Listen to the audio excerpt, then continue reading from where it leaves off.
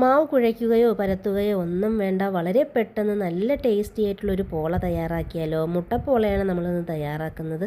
ഇതിൽ നിന്ന് ഒരു പീസ് കഴിച്ചാൽ മതി, നമ്മുടെ വിശപ്പൊക്കെ നന്നായിട്ട് മാറിക്കിട്ടും. നല്ല ടേസ്റ്റുമാണ് കഴിക്കാൻ. ട്രൈ ചെയ്ത് നോക്കൂ. വീഡിയോ ഇഷ്ടമായി ഷെയർ ചെയ്യാനും ലൈക്ക് ചെയ്യാനും മറക്കല്ലേ. മുട്ടപ്പോള തയ്യാറാക്കുന്നതിന് വേണ്ടിയിട്ട് 2 പുഴുങ്ങിയ മുട്ട എടുത്തിട്ടുണ്ട്, ഒരു പുഴുങ്ങാത്ത മുട്ടയും. ഇതിൻ്റെ മസാലയ്ക്ക് വേണ്ടിയിട്ട് ഞാൻ ഇവിടെ 3 മീഡിയം സൈസിലുള്ള സവാള, എരിവിനനുസരിച്ചിട്ടുള്ള പച്ചമുളക്, ഒരു 6 അല്ലി വെളുത്തുള്ളി, ഒരു ചെറിയ പീസ് ഇഞ്ചി ചതച്ചത്, കുറച്ച് കറിവേപ്പില, 1 കപ്പ് മൈദ മാവ്, 1 കപ്പ് പാല്. പിന്നെ ഇതിലേക്ക് കുറച്ച് പൊടികൾ ചേർത്ത് കൊടുക്കണം. അത് ഞാൻ ചേർക്കുന്ന സമയത്ത് പറയാം. ആദ്യം നമുക്ക് ഈ സവാള ഒന്ന് വഴറ്റിയെടുക്കാം. അതിന് വേണ്ടിയിട്ടൊരു പാനിലേക്ക് 2 ടേബിൾ സ്പൂൺ വെളിച്ചെണ്ണ ഒഴിച്ചു കൊടുക്കാം. വെളിച്ചെണ്ണയാകുമ്പോൾ കൂടുതൽ ടേസ്റ്റ് ആയിരിക്കും. വെളിച്ചെണ്ണ ചൂടായി വരുന്ന സമയത്ത് സവാള, പച്ചമുളക്, കറിവേപ്പില എല്ലാം ഇട്ടൊന്ന് വഴറ്റിയെടുക്കാം. ആവശ്യത്തിനുള്ള ഉപ്പും കൂടെ ചേർത്ത് നല്ലതുപോലെ ഒന്ന് വഴറ്റിയെടുക്കുക. ഒരുപാട് അങ്ങ് ബ്രൗൺ നിറമൊന്നും ആക്കേണ്ട ആവശ്യമില്ല. അതായത് ഇതുപോലെ ഒന്ന് വഴറ്റിയെടുത്താൽ മതി.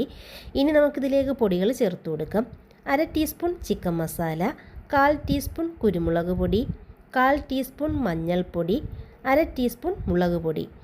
ഒരുപാട് പൊടികളൊന്നും ചേർക്കേണ്ട, വളരെ കുറച്ച് പൊടികൾ ചേർത്ത് കൊടുത്താൽ മതി. ഇനി ഇതിലേക്കൊരു 1/4 ടീസ്പൂൺ ഗരം മസാലയും കൂടെ ചേർത്ത് കൊടുക്കണം. അത് ഞാൻ വിട്ടുപോയതാണ്. ഗരം മസാലയും കൂടെ ചേർത്ത് നല്ലതുപോലെ ഒന്ന് മിക്സ് ചെയ്ത് ഈ പൊടികളുടെ എല്ലാം പച്ചമണം മാറുന്ന സമയത്ത് നമുക്ക് ഫ്ലെയിം ഓഫ് ചെയ്ത് തണുക്കാനായിട്ട് മാറ്റി വയ്ക്കാം.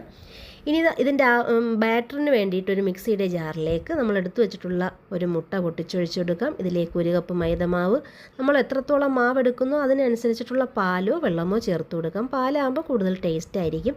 ഞാനിവിടെ 1 കപ്പ് മാവ് എടുത്തതുകൊണ്ട് 1 കപ്പ് പാലാണ് എടുത്തിട്ടുള്ളത്. ഇതിലേക്ക് 1/2 ടീസ്പൂൺ കുരുമുളക് പൊടിയും ആവശ്യത്തിനുള്ള ഉപ്പും കൂടെ ചേർത്ത് നല്ലതുപോലെ ഒന്ന് അടിച്ചെടുക്കാം. ഒരുപാട് ലൂസ് ആക്കേണ്ട, നമ്മുടെ ദോശമാവിൻ്റെയൊക്കെ പരുവത്തിലാക്കി എടുത്താൽ മതി. അങ്ങനെ ബാറ്റർ റെഡി ആയിട്ടുണ്ട്. മുട്ട ഞാൻ ഇതുപോലെ ചെറുതായിട്ട് കട്ട് ചെയ്തെടുത്തിട്ടുണ്ട്.